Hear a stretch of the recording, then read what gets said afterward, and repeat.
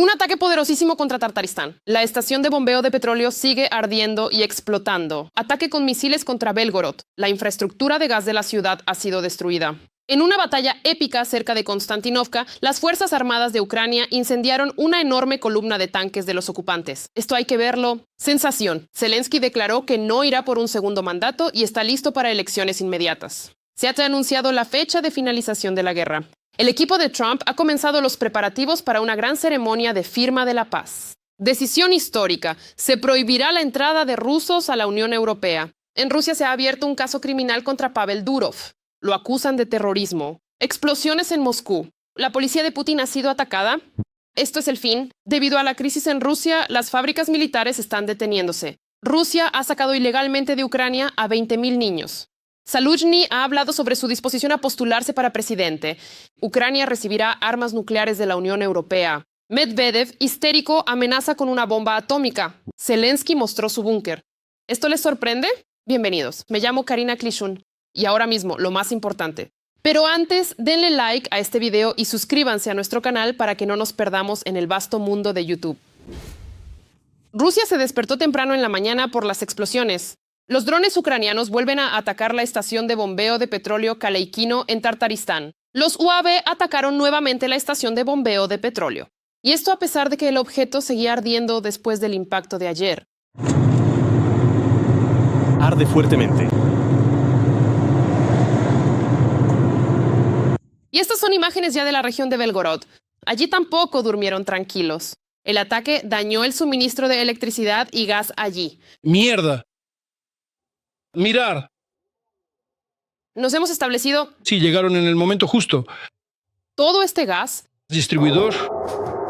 Esperamos que en Rusia haya tantas mañanas como sea posible como esta. Leyendo los comentarios bajo los episodios anteriores, veo que muchos nos ven desde Kazajistán, Moldavia, Europa e incluso Estados Unidos. Nosotros los ucranianos les estamos muy agradecidos por su apoyo y estamos orgullosos de tener espectadores tan sensatos. Escriban bajo este episodio desde qué país nos ven y si en su país apoyan nuestra lucha contra el imperio del mal. Siempre leo sus comentarios con mucho gusto. Y nosotros, mientras tanto, continuamos. A continuación, lo más interesante. Y ahora, a las noticias del frente. En las últimas 24 horas, en el frente ocurrieron 116 enfrentamientos armados. Lo más intenso es la dirección de Pokrovsk. Allí, nuestros defensores detuvieron 22 acciones de asalto y ofensivas del agresor. En la red apareció un video donde los ocupantes intentan acercar tanques, así como transporte logístico, más cerca de Konstantinivka. Pero las unidades Spala, Kurt Company y RW del tercer batallón mecanizado de la 28ª Brigada destruyen rápidamente todo ese parque incluso antes de que lleguen. Mírenlo ustedes mismos.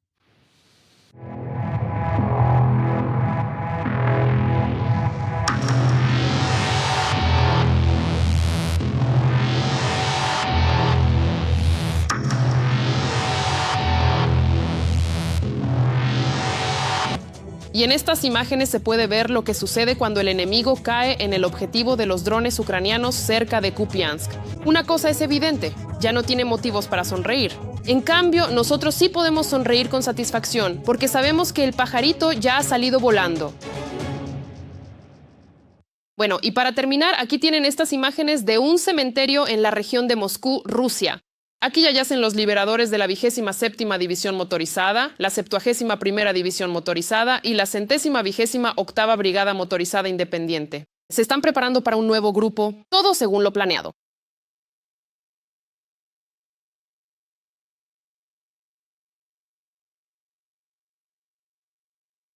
Y así será con cada ocupante que ponga un pie en tierra ucraniana. No dejo de admirar el coraje y el heroísmo de los soldados ucranianos. Ellos mantienen el frente y resisten a una enorme horda que los supera ampliamente en número. Por eso, los invito a apoyar a las Fuerzas Armadas de Ucrania. Y si no pueden hacerlo económicamente, escriban palabras de apoyo en los comentarios.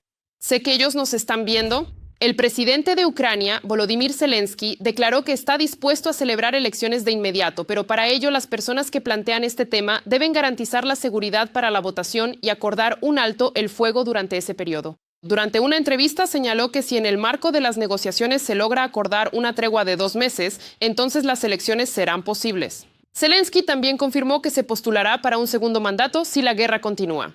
Por ahora, sigo dentro de este primer mandato presidencial. No es por mi propia voluntad, simplemente se ha prolongado debido a la guerra.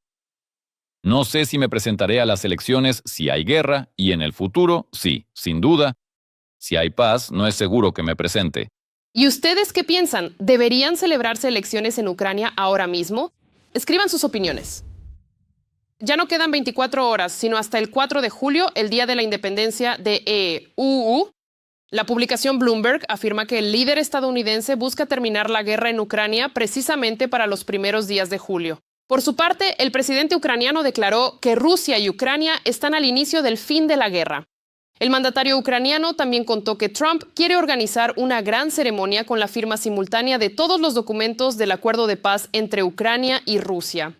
Además, Zelensky dijo que Ucrania está dispuesta a congelar la guerra en la línea actual del frente, pero que las Fuerzas Armadas de Ucrania no se retirarán del Donbass. Además, Zelensky se dirigió a Donald Trump con una petición, declarando a CNN que quiere que el presidente de Estados Unidos siga estando de nuestro lado. A la pregunta de si cree que Trump ejerce suficiente presión sobre Putin, Zelensky respondió que no.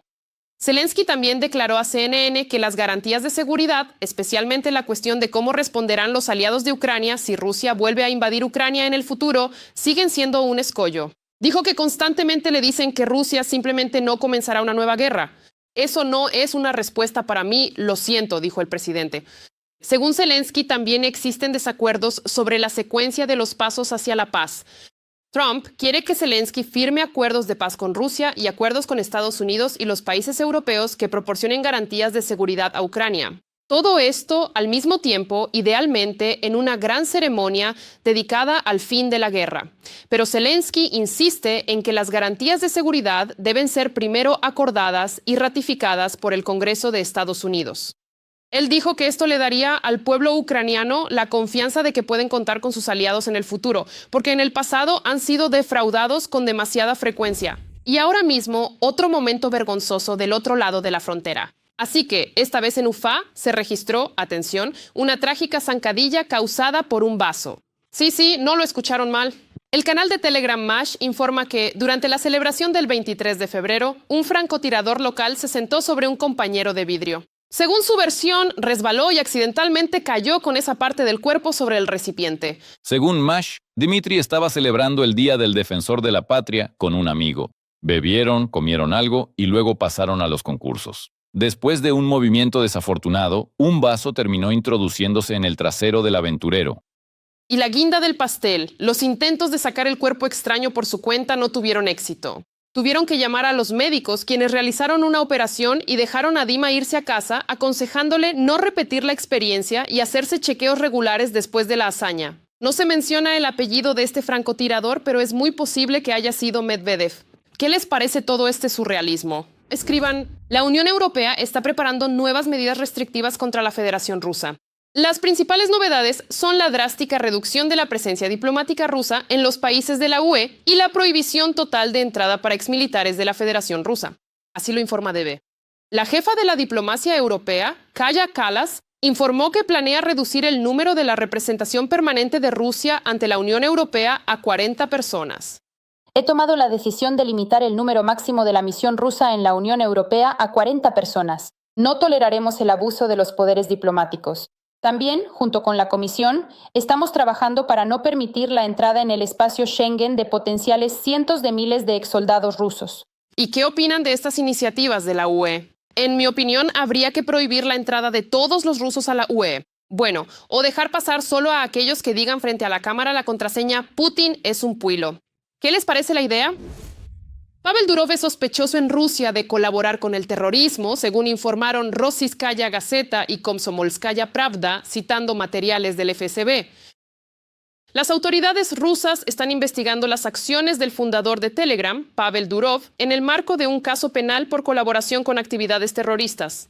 En los artículos se afirma que en condiciones de guerra, Telegram se ha convertido, escuchen bien, en la principal herramienta de los servicios secretos de los países de la OTAN y del régimen de Kiev. La ilusión de anonimato atrajo al mensajero a ejércitos de radicales, drogadictos, asesinos y terroristas, lo que empezó a generar amenazas para nuestra sociedad. Según el medio, desde el inicio de la guerra a gran escala en Ucrania, en Rusia se han registrado más de 153.000 delitos cometidos utilizando el mensajero Telegram, de los cuales 33.000 son de carácter subversivo terrorista y extremista, incluyendo la organización de explosiones, incendios de oficinas de reclutamiento militar y asesinatos. Los medios informan que, como resultado de los atentados coordinados a través de Telegram, murieron 9 altos mandos militares de la Federación Rusa. Además, el mensajero fue utilizado en la organización del atentado en el Crocus City Hall y en el asesinato de Daria Dugina. Además, el secretario de prensa del dictador ruso Putin, Dmitry Peskov, declaró que desde Telegram se registra una gran cantidad de violaciones y contenido potencialmente peligroso para Rusia. La administración de Telegram no quiere cooperar con las autoridades rusas. Al mismo tiempo, se registra una gran cantidad de contenido potencialmente peligroso. Bueno, en realidad no me sorprende. Todo en el estilo de Rusia. ¿Y qué piensan ustedes sobre toda esta historia con Durov y Telegram? Escriban, no se contengan en los comentarios. Ucrania ha encontrado información sobre 20.000 niños ucranianos que Rusia trasladó por la fuerza desde territorio ucraniano después del inicio de la invasión a gran escala. Así lo declaró el comisionado de la Rada Suprema para los Derechos Humanos, Dmytro Lubinets. Desde el punto de vista del derecho internacional humanitario, todos los niños ucranianos que actualmente se encuentran físicamente en el territorio de la Federación Rusa son víctimas de deportación o traslado forzoso. Solo respecto a 20.000 niños ucranianos, Ucrania ha encontrado información de que fueron deportados o trasladados por la fuerza. Lubinets señaló que detrás de estas cifras se esconde la verdadera intención del agresor, el genocidio del pueblo ucraniano. Según el defensor del pueblo, en el marco de la iniciativa presidencial Bring Kids Back USA, se logró devolver a Ucrania desde la ocupación rusa a 2.003 niños. Todos estos casos son complejos. La parte rusa, dice Lubinets, a menudo no confirma la ubicación de los niños o se niega a entregarlos.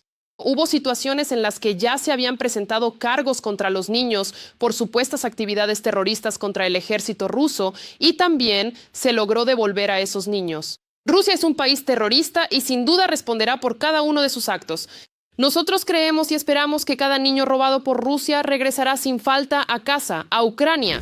Aquí está esta noticia. El diputado de la Duma estatal, Sergei Mikheyev, se queja de una grave crisis en la economía de Rusia. Según él, debido a la tasa del Banco Central, incluso las fábricas de defensa están deteniendo su producción. Escuchen ustedes mismos. No puedo dejar de mencionar aquí la ya, por así decirlo, legendaria y hasta fastidiosa tasa del Banco Central. Por ejemplo, no sé, todos los productores con los que hablo con todos y dicen que los créditos son inasumibles para producir y los empleos no existen. Se están haciendo muchos recortes. Por ejemplo, hoy mismo en las noticias, digamos, veo que la planta de defensa de Miaskin, que cumple con pedidos estatales de defensa, está poniendo a la venta espacios de producción. ¿Por qué?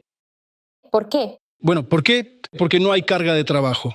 Eso es extraño. Pero ahí están, sacando a subasta los espacios, una enorme planta de carne y defensa. Bueno, si quieren, abran las noticias y véanlo. Eso es. Y en realidad muchas empresas se están cerrando. ¿Y qué pasa con la imagen? Resulta que Rusia solo es poderosa y grandiosa de palabra, pero en la realidad es solo humo. Eslovaquia suspende los suministros de emergencia de electricidad a Ucrania. Así lo declaró el primer ministro del país, Robert Fico. Él llama a esta decisión una respuesta a la interrupción del tránsito de petróleo ruso por el oleoducto Druzhba. La medida entra en vigor el lunes 23 de febrero. A partir de hoy, si la parte ucraniana solicita ayuda a Eslovaquia para estabilizar la red energética ucraniana, no recibirá dicha ayuda. Según Fico, este es el primer paso de represalia al que tiene derecho el gobierno eslovaco. Él afirma que esto no contradice los compromisos internacionales del país. El primer ministro de Eslovaquia también añadió que solo en enero del año 26, estos suministros de emergencia que eran necesarios para estabilizar la red energética ucraniana fueron el doble de grandes que durante todo el año 25. Además, Fico señaló que el país puede ir más allá y, en particular, reconsiderar el apoyo a la membresía de Ucrania en la Unión Europea. Ucrania respondió de inmediato al chantaje y las amenazas de Eslovaquia. La posible suspensión de los suministros de emergencia de electricidad desde Eslovaquia no afectará la situación en el sistema energético unificado de Ucrania. Ukrenergo publicó una declaración al respecto. La compañía informa que la última vez que Ucrania solicitó ayuda de emergencia a Eslovaquia fue hace más de un mes y en un volumen muy limitado. En general, estos suministros fueron raros y de corta duración. Hasta el momento, Ukrenergo no ha recibido documentos oficiales sobre la rescisión unilateral del acuerdo de asistencia mutua de emergencia por parte del operador del sistema eslovaco, la empresa ČEPS. El ex jefe de Ukrenergo, Volodymyr Kudrycki, desmintió las declaraciones del político eslovaco Robert Fico sobre la posible suspensión de las exportaciones de electricidad de Eslovaquia a Ucrania. Según él, Ucrania y Eslovaquia forman parte de un único sistema energético europeo, que es coordinado por la Asociación de Operadores Nacionales. Al mismo tiempo, Ukrenergo tiene el quinto voto más influyente en esta organización, mientras que el operador eslovaco se sitúa entre los 20 segundos. Fico está fanfarroneando. Tanto Ukrenergo como ČEPS y cualquier otro operador del sistema energético en Europa están sujetos a reglas uniformes y deben ser independientes de los políticos de sus países. Esto significa que el gobierno eslovaco no puede simplemente detener el suministro de Eslovaquia a Ucrania, y mucho menos cortar la línea de transmisión eléctrica que conecta Eslovaquia con Ucrania. Agregó que incluso en caso de que ČEPS intente detener el suministro, Ukrenergo, como jugador más influyente, puede iniciar el proceso para privar al operador eslovaco de su certificación y derecho a voto. Al mismo tiempo, los volúmenes comerciales de importación seguirán llegando a través de las redes eslovacas, pero serán vendidos por otros vecinos de Ucrania, Polonia, Rumanía y Hungría. ¿Qué opinan de este comportamiento del amigo eslovaco y putinista Fico? Una serie de atentados sacudió a Ucrania en tan solo unos días. Leópolis, Dnipro y Mykolaiv se convirtieron en el epicentro de las explosiones. La noche del 23 de febrero, una explosión sacudió un edificio administrativo de la policía en Dnipro. La onda expansiva dañó las ventanas del local, los muebles y el equipo informático. También resultó dañado un automóvil estacionado junto al edificio. Por suerte, no hubo heridos. Él salió, ¿verdad? Bueno, probablemente. Unas horas antes, el 23 de febrero, se produjo una explosión en una gasolinera en Mykolaiv. Allí resultaron heridos 7 policías. 2 de ellos se encuentran en estado grave. Los médicos luchan por sus vidas.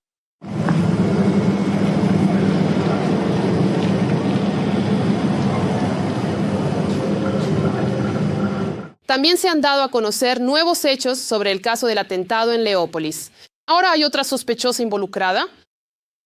Una joven de 18 años residente de la región de Yarkov. Fue ella quien llamó a la policía e informó sobre un supuesto robo en el lugar donde ocurrió el atentado. Por eso le prometieron 2.000 grivnas. La investigación se lleva a cabo con el objetivo de no perjudicar de ninguna manera el proceso desde mi parte. Los detalles se anunciarán adelante. Les recuerdo que como resultado del incidente falleció una policía de 23 años y otras 25 personas resultaron heridas. Una potente explosión sacudió Moscú la noche anterior. La explosión ocurrió cerca de un coche patrulla, como resultado de lo cual murieron un policía y el presunto autor del atentado. Otra persona se encuentra en estado crítico y otro herido fue hospitalizado.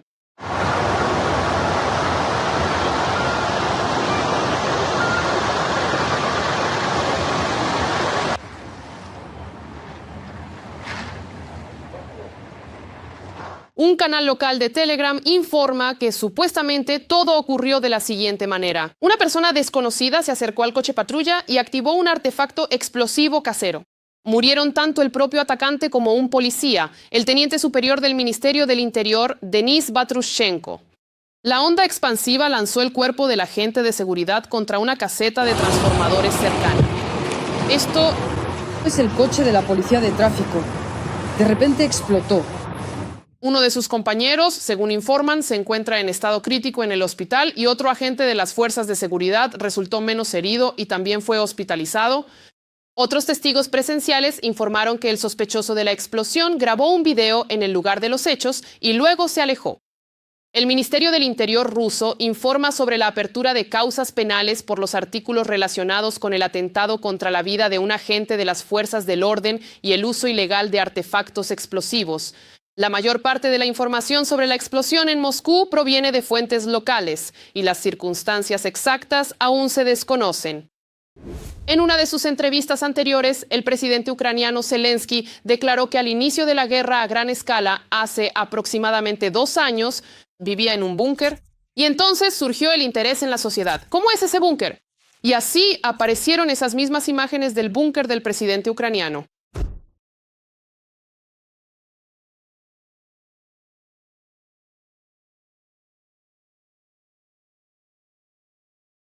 No hay oro ni muebles lujosos. Es una instalación gubernamental bastante estándar, salvo, por supuesto, el hecho de que está bajo tierra. Pero para un dictador, algo así es simplemente impensable. Se entregarán armas nucleares a Ucrania, aunque solo en la mente de los rusos. Primero, en los medios rusos apareció información de que supuestamente Ucrania recibiría una bomba nuclear de parte de Reino Unido y Francia. Por supuesto, este llamado insider no está respaldado por ninguna prueba. Pero para los rusos no es necesario que sea verdad para comentarlo. Así, el portavoz de Putin, Dmitry Peskov, declaró que Rusia tomará en cuenta en las negociaciones la información de que Europa quiere armar a Ucrania con armas nucleares. Evidentemente, Rusia necesita este bulo para manipular en las negociaciones y justificar su guerra. El esquema es familiar. Crea una falsificación, públicala a través de los medios rusos y luego en voz alta. Comentario. Bueno, ¿qué haríamos sin él? El principal alcohólico de Rusia, Dmitry Medvedev, ya está amenazando con un ataque nuclear debido a los rumores de transferencia de tecnología nuclear a Ucrania. Según él, si esto sucede, Rusia tendrá que utilizar cualquier arma, incluidas las nucleares no estratégicas, contra objetivos en Ucrania y, si es necesario, contra los países proveedores. Sin embargo, no hay confirmaciones ni planes similares desde París o Londres. Lo ideamos nosotros mismos, lo decidimos nosotros mismos. Idiotas. Aunque personalmente me gustaría que fuese cierto, porque si tuviéramos armas nucleares, Putin no se habría acercado aquí. Dale like si estás de acuerdo. Putin no tiene intención de terminar la guerra, por lo que los países occidentales deberían detenerlo en lugar de intentar apaciguarlo, declaró Volodymyr Zelensky en una entrevista con la BBC. Mientras tanto, el propio Putin no oculta mucho sus planes de conquista y llama a los rusos a una militarización total. A continuación, las declaraciones más recientes de los líderes de Ucrania y Rusia. En las próximas semanas podrían encontrarse cara a cara. Volodymyr Zelensky y Vladimir Putin se preparan para sentarse en la misma mesa de negociaciones. Hemos reducido todo a una sola cuestión y hemos discutido diferentes opciones para resolverla, lo que significa que es solucionable. Así que, si ambas partes quieren resolver este problema, lo resolveremos. Pero el enviado especial del presidente de EU, Steve Witkoff, claramente está siendo poco sincero. Cada una de las partes en las negociaciones tiene muchos más objetivos y problemas, incluso en lo que respecta al alto el fuego. Kiev y Moscú abordan la cuestión desde posiciones diametralmente opuestas. En cuanto a Volodymyr Zelensky, expuso su visión sobre el cese de las hostilidades en una extensa entrevista con la BBC publicada la víspera. Hoy debemos detener a Putin y evitar que ocupe Ucrania. Esta es una victoria para la paz. Según el garante ucraniano, Putin nunca aceptará voluntariamente un alto el fuego total. Un alto el fuego en el búnker es una medida necesaria. Dado que el ejército de ocupación ha perdido todos sus recursos, nunca se sabe si acabará por derrumbarse. Y pienso que Putin necesita esta pausa. Él también necesita este descanso. Esto es cierto. Lo que él diga es verdad. Y cuando se recupere, nuestros socios europeos dicen que tardará entre 3 y 5 años. En mi opinión, podrá recuperarse en un par de años, no más. Entonces, ¿a dónde irá después? No lo sabemos, pero lo que sí es seguro es que querrá continuar. Putin mismo tampoco oculta mucho sus planes de continuar la llamada Operación Militar Especial. Aunque el del búnker no da entrevistas, de vez en cuando aparece frente a las cámaras.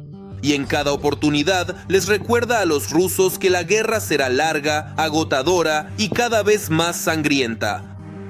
Saben cuando todo está tranquilo, ordenado, estable.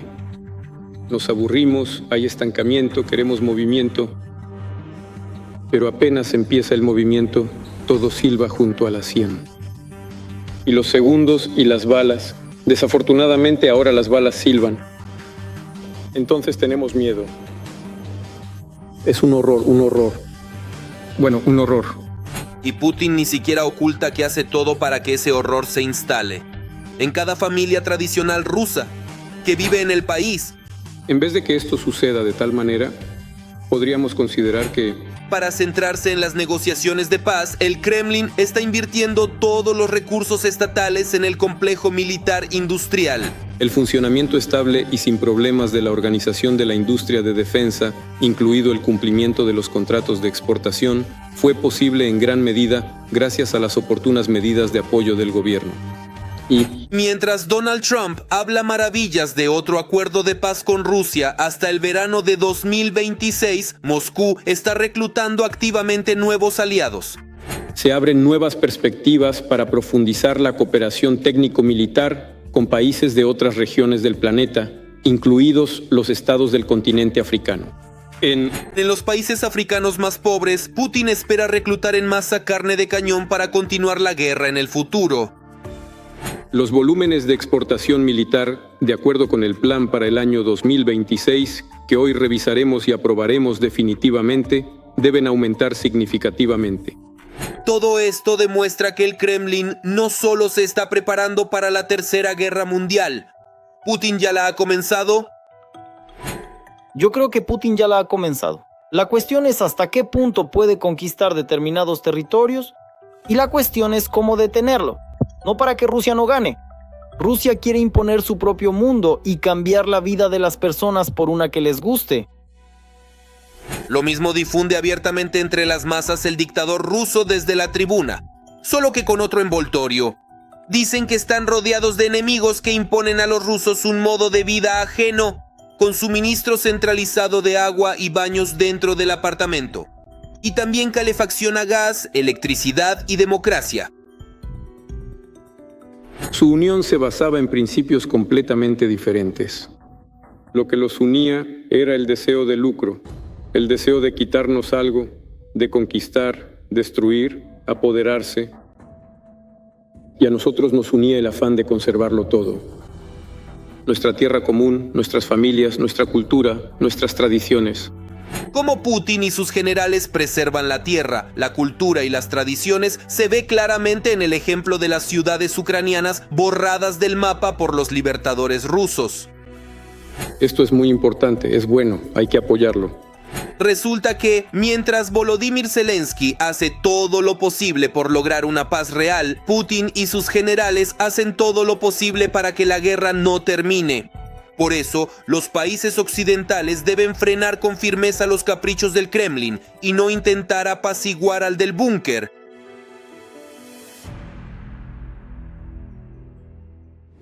Rusia está perdiendo a Irán. El aliado de Putin también está hasta el cuello de problemas propios. Y ahora Teherán no está para ayudar a los rusos en la guerra contra Ucrania, porque Estados Unidos está a las puertas y se prepara para atacar, mientras en el país ocurre un golpe de Estado. 48 horas. Ese es exactamente el tiempo que le queda a Irán para evitar una gran guerra. Según fuentes estadounidenses, Washington espera de Teherán una propuesta detallada sobre un nuevo acuerdo nuclear. Si el documento llega ya el viernes, en Ginebra podría celebrarse otra ronda de negociaciones. Probablemente esta sea la última oportunidad que el presidente de EU, Donald Trump, le dará a Irán antes de iniciar una gran operación militar estadounidense-israelí, que podría estar dirigida directamente contra el líder supremo del país, Ali Khamenei. Axios citando fuentes. Al mismo tiempo, Washington no descarta una opción intermedia. Según representantes estadounidenses, las partes podrían discutir un acuerdo temporal. Una especie de pausa que permitiría fijar las restricciones hasta la firma de un acuerdo nuclear completo. Los últimos años demuestran que lograr un acuerdo significativo con Irán no es fácil. Debemos alcanzar un acuerdo significativo, de lo contrario ocurrirán cosas malas. Irán no puede tener armas nucleares. Es muy sencillo.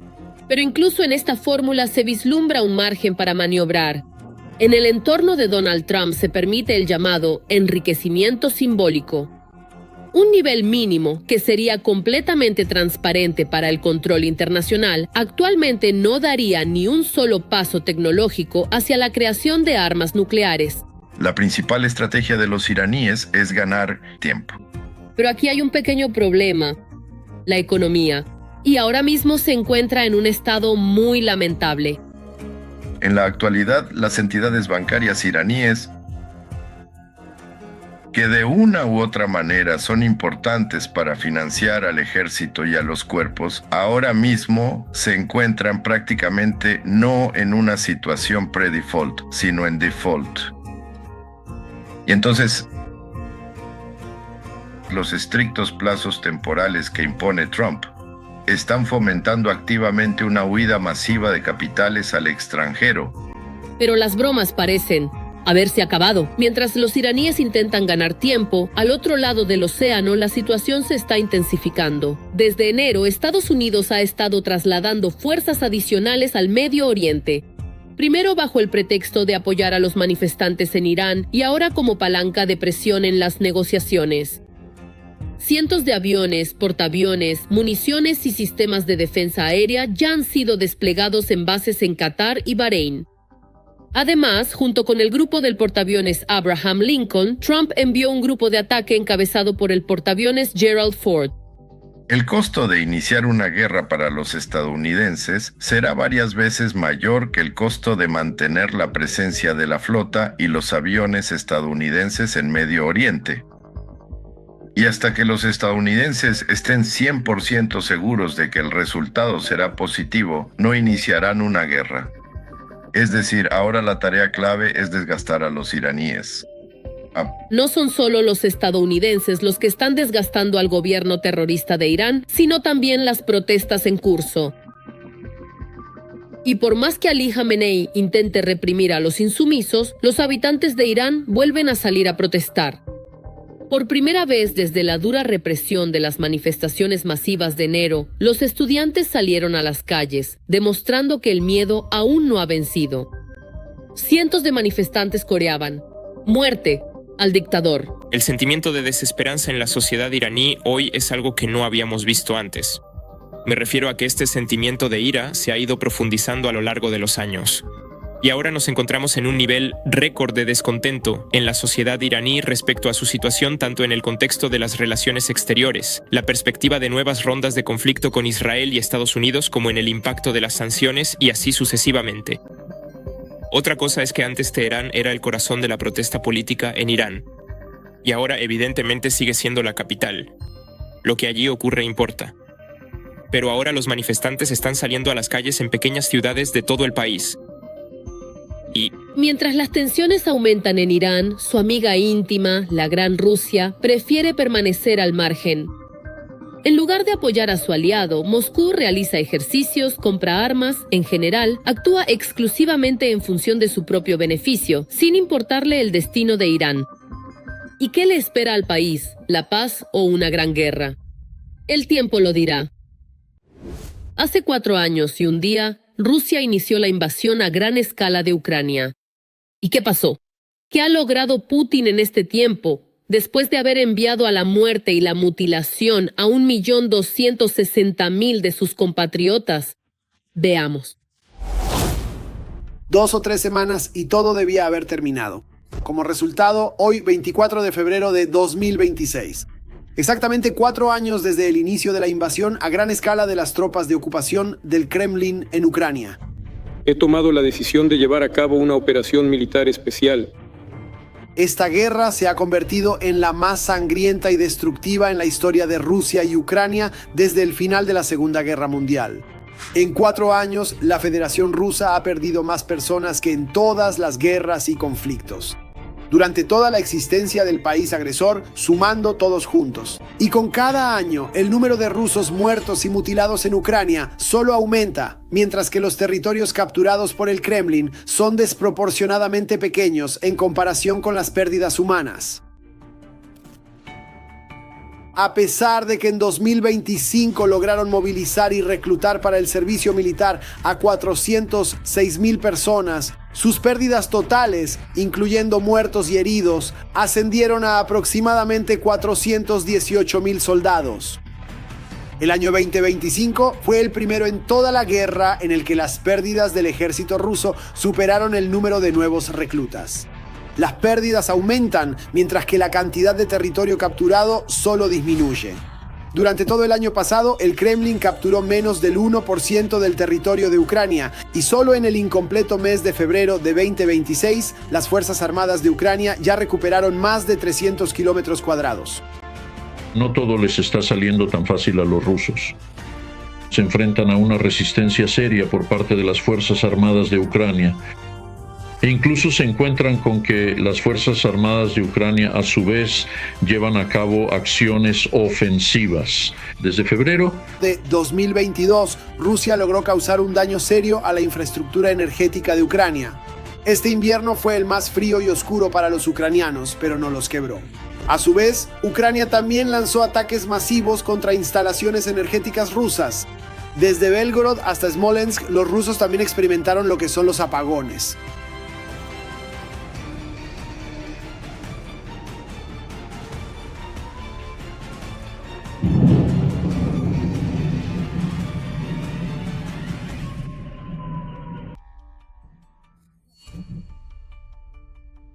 Oh, nos están bombardeando, ¿verdad? ¿Nos están bombardeando? No lo sé. Solo el año pasado, al menos 25 de los 38 mayores objetos energéticos en Rusia fueron dañados por drones ucranianos. Además, el crudo invierno demostró que los servicios públicos rusos están en un estado deplorable. Todo el dinero se destina únicamente a la guerra, no a las reparaciones. Una subinversión monstruosa en los servicios públicos. Tenemos una subinversión monstruosa en todas las estructuras energéticas. Es decir, de vez en cuando ocurren accidentes en algunas localidades, es en ese momento cuando de repente se descubre que allí existe, por ejemplo, una central térmica que no ha sido reparada desde la época soviética o algo similar. Para reparar los servicios públicos en la infraestructura rusa, se necesitaría invertir alrededor de 10 billones de rublos. Esa es exactamente la cantidad que el Kremlin gastó en 2025 para financiar la guerra en Ucrania. Los rusos también empezaron a sentir que eran ellos los que pagaban la guerra en Ucrania, cuando los precios en Rusia empezaron a subir monstruosamente. Bueno, amigos, comencemos el nuevo 2026. ¿Por dónde empezamos? Así es, Entonces mi marido fue a la tienda. ¿Cuánto crees? ¿Así fue como salió todo? ¿3,000? Tres cortadoras de césped. ¿Lo han visto siquiera? En la región 5, incluso el chocolate lo esconden en esos estuches porque los precios simplemente se han disparado hasta el cielo. Ya cuesta 139 rublos, obligando a la gente a robar. A finales de septiembre del año pasado, el ministro de Finanzas de la Federación Rusa, Siluanov, explicó el aumento del IVA del 20 al 22% como una medida para combatir la inflación. Bueno, y después de la introducción del nuevo IVA, lo dijo directamente: todos los rusos deben pagar por la guerra en Ucrania. necesitamos gastos adicionales para defensa y seguridad. Hoy en día esta es la tarea principal de nuestro país. Y para poder proporcionar los recursos necesarios, sí, también cambiamos el impuesto al valor agregado. Se necesitarán al menos 2 o 3 años para recuperar los años perdidos que simplemente se sacaron del sector civil. Todos los recursos, una vez más tanques. La gente no compra misiles, la gente no compra. Y es precisamente eso lo que se produce. Naturalmente los precios suben para lo que no se produce. Sanciones internacionales y la prohibición de venta de hidrocarburos, ataques a la industria de refinación de petróleo, déficit presupuestario, aumento de precios, pérdidas colosales de la población masculina, así como el crecimiento del bandolerismo por parte de los llamados héroes que regresan de la operación militar especial. Esta no es ni de lejos la lista completa de problemas que Rusia ha recibido al atacar a Ucrania. En respuesta, desde 2014, Rusia ha ocupado menos de el 20% del territorio de Ucrania, convirtiéndose en un paria mundial. Zaluzhny finalmente respondió si se postulará a las elecciones presidenciales de Ucrania, aunque de manera bastante irónica. Hablando en el Real Instituto de Asuntos Internacionales en Londres, el embajador de Ucrania en el Reino Unido, Valery Zaluzhny, respondió a la pregunta de un periodista de la BBC sobre sus posibles ambiciones presidenciales. A continuación, cito textualmente: para responder a esa pregunta necesitamos ir a uno de los maravillosos pubs de esta ciudad y continuar la conversación allí. Esa es una conversación para tomar una cerveza. Y después de la broma, Zaluzhny añadió ya en serio que cuando los asuntos de política interna de Ucrania salen al ámbito internacional, eso es malo. Eso no debería suceder. Eso es un tabú. También dijo que para responder a la pregunta de fondo, primero debemos entender cómo se resolverá la situación actual. Pero en las condiciones actuales, no veo ninguna posibilidad de que no puedan ser culpables de esto, ya que, según Zaluzhny, solo se podrá reflexionar sobre este tema después de que termine la guerra, se levante la ley marcial y se restaure Ucrania. Totalmente en el estilo de Zaluzhny. Muy interesante, pero no se entiende nada. ¿Y ustedes qué piensan sobre esto? ¿Creen que es posible que el excomandante en jefe de las Fuerzas Armadas de Ucrania esté buscando alcanzar la silla presidencial en un futuro cercano?